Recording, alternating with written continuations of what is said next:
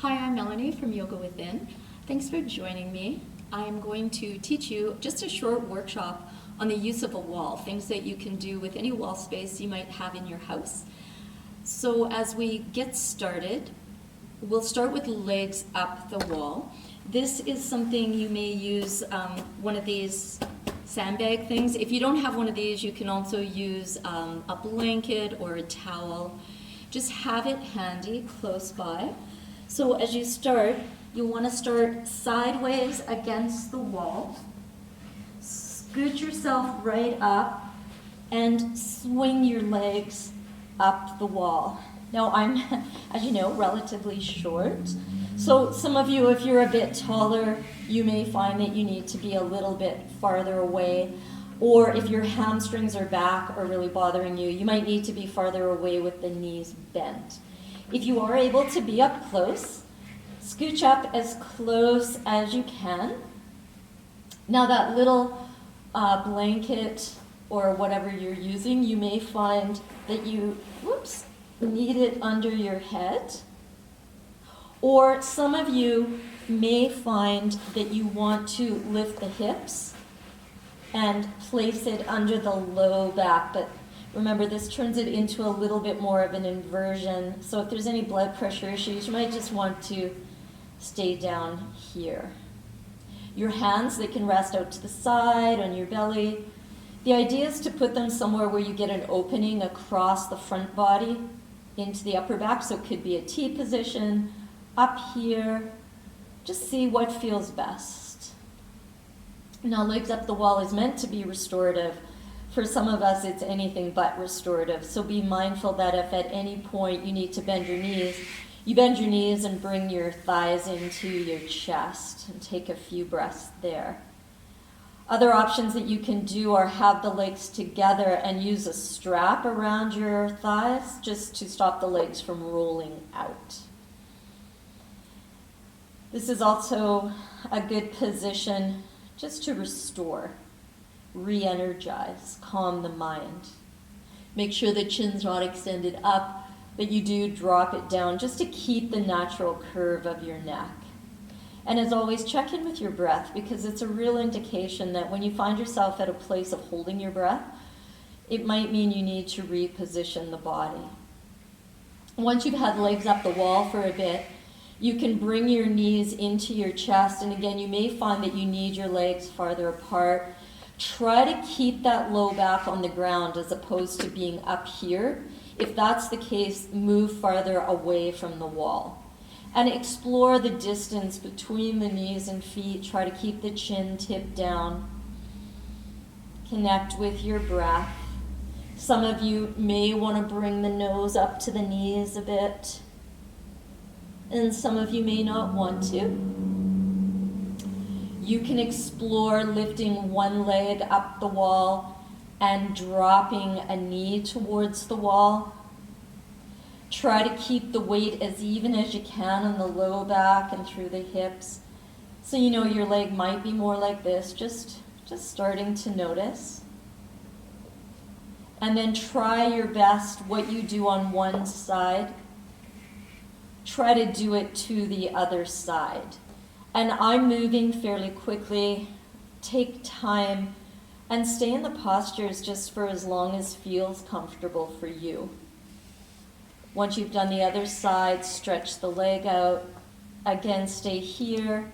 You may want to walk the hands up the thighs, bringing the chin towards the chest, keeping the shoulders down. You can bring the thighs in again, release the back. And then you can open up through both legs if you like, pressing the foot soles together or rolling the foot soles apart. The hands can rest on the legs, not to be forceful, but just to allow the weight of your exhalations to open. Or as always, T, goalpost, even hands behind head. You may be content here, just breathing.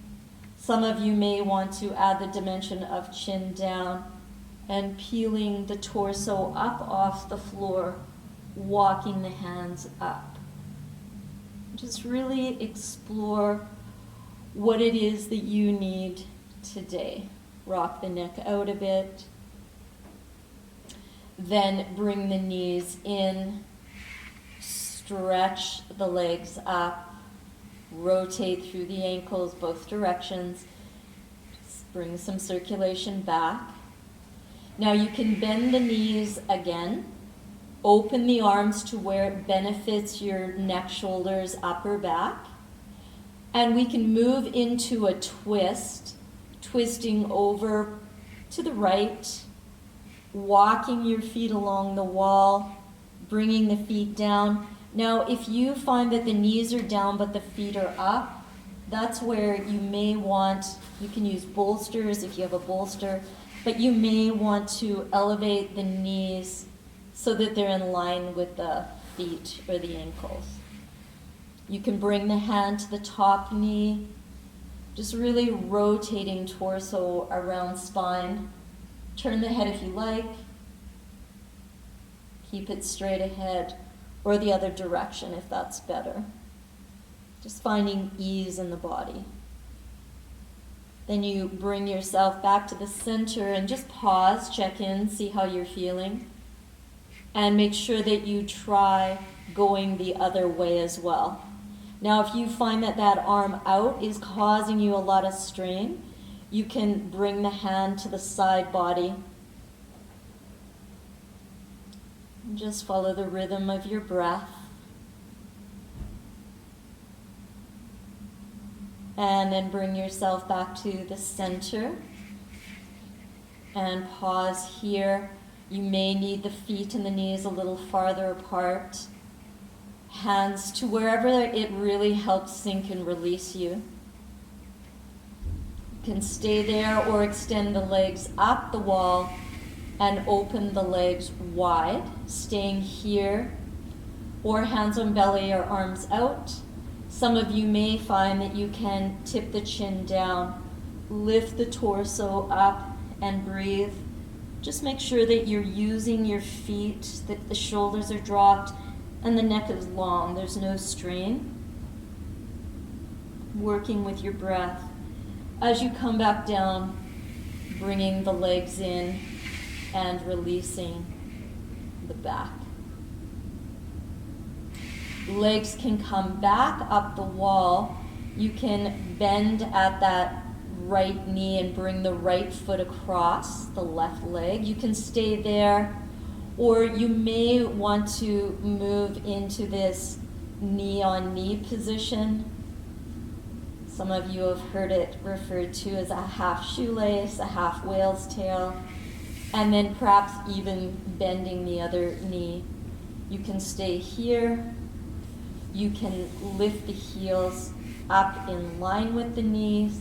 But again, start to notice everything on the ground, which is your foundation, and everything against the wall, getting the weight as even as you can get it. As you release it, that leg stretches out, foot sole, take it over and then stretch it up, and then move to the other side. So the knee bends, and you may find that's enough. You can cross the leg over, kind of notice what's connected to the wall and the floor. You can let the knee drop down and the heel drop and remain here. Or you can bend that opposite leg and drop off here. And again, go back to your foundation. Make sure your structure, which is your body, is strong and supported. Heels, again, can come up if that's comfortable. And try to, when you're doing it yourself, perhaps slow it down. Don't go through the paces as quickly as I'm going through here in this short workshop. You can drop the heels, extend that leg, bring the foot to the wall. Remember your pauses. They help you practice non-harming, checking in, and back and up, releasing.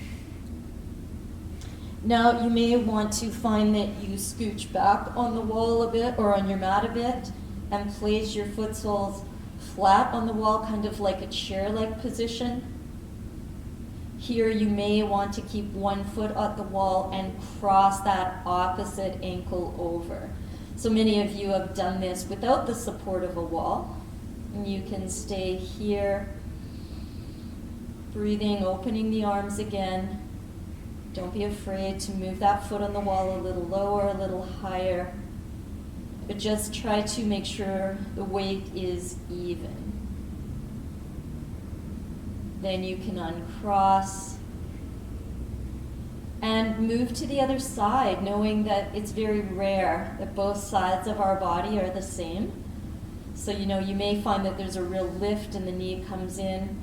Without forcing, just try to open that knee towards the wall. Maintain the natural curve of your neck. Try to flex the foot, just helping protect the knee. Check in with the core of the body, connecting top and bottom half. Work with your breath. Take that foot back down and pause. And then bring the thighs into the chest. Rock it out a bit. You might want to bring the nose up to the knees as long as your neck's not bothering you. Bring the head down. And place the feet on the wall. And then roll over onto one side. And bring yourself up to a seated position. As you come to that seated position, just stretch your legs out into this Dandasana position. And just notice how you use your feet, the spine, the shoulders. Are you able to keep the chin parallel to the floor?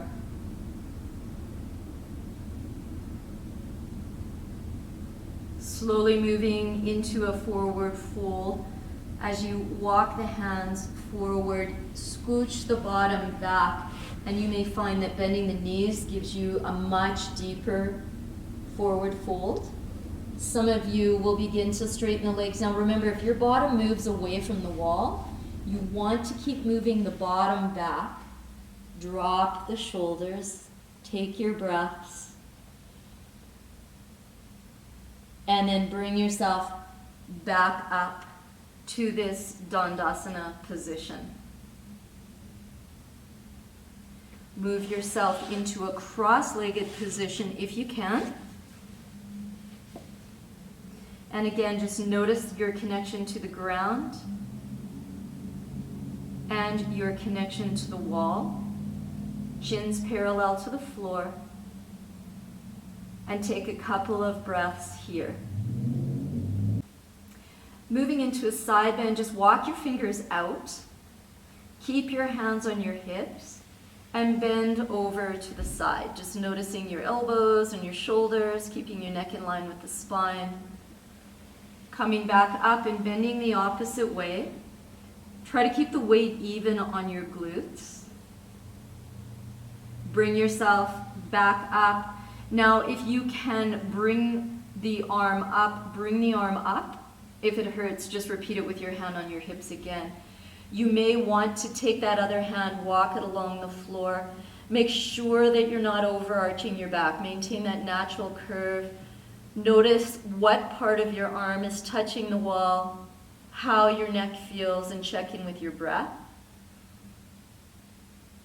Bring yourself back up, lowering the arm, and just pause, check in again with your spine, with the weight on the ground, and then move over to the other side, lifting the arm or keeping the hand on the hip, moving over, dropping the shoulders. Look up if your neck doesn't hurt. Your breath really does tell you your story, so pay attention to that. And then bring yourself back up, lower the hand down. From where you are, bring your hands to your knees or to the floor in front of you. You can move into a forward bend in this cross-legged position, or you can stretch your legs out and just go to where you can feel the support even on the palms, on the elbows, the shoulders drawing back towards the wall, the glutes pressing back towards the wall.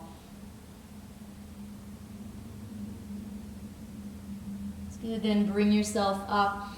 Walk forward, coming onto your hands and knees. And now you may need some padding under your knees, so you can use the blankets if you like. bring yourself where your knees are below your hips. And so you can see where I'm not far enough away from the wall. You just need to figure out how far away from the wall do I need to be to extend that leg.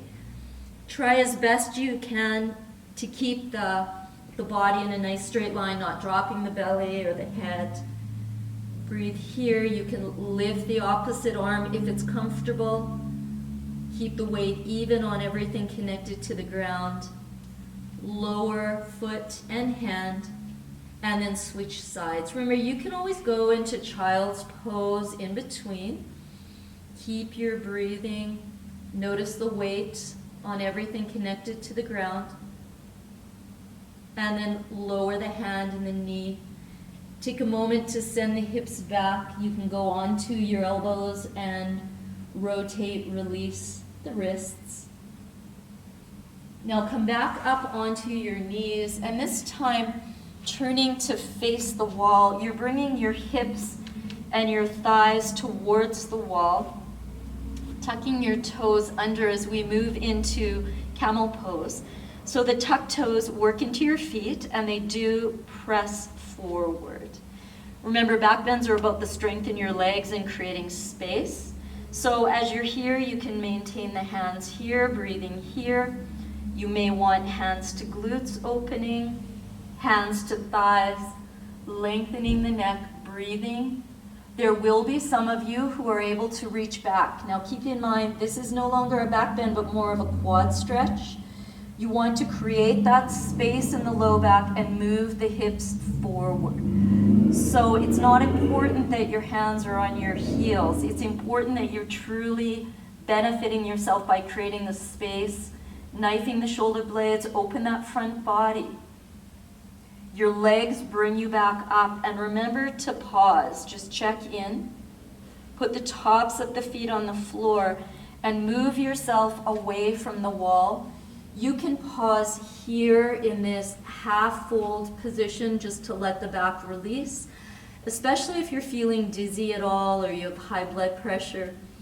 Or you can place the hands down, send the hips back to the heels, opening the knees, stacking fist on fist, or dropping the head down, truly whatever feels the best for you. Then find your way up to a standing position, and as much as you can, try not to use your hands, but get there however you like. And just check in, moving yourself to that mountain pose or Tadasana position, standing nice and tall, so not overarching the back, not over tucking, but just finding that natural curve, that Goldilocks spine. The outside edges of your feet parallel, and the chin parallel to the floor. And breathing here. Just releasing that, looking down at your feet and where the big toes end.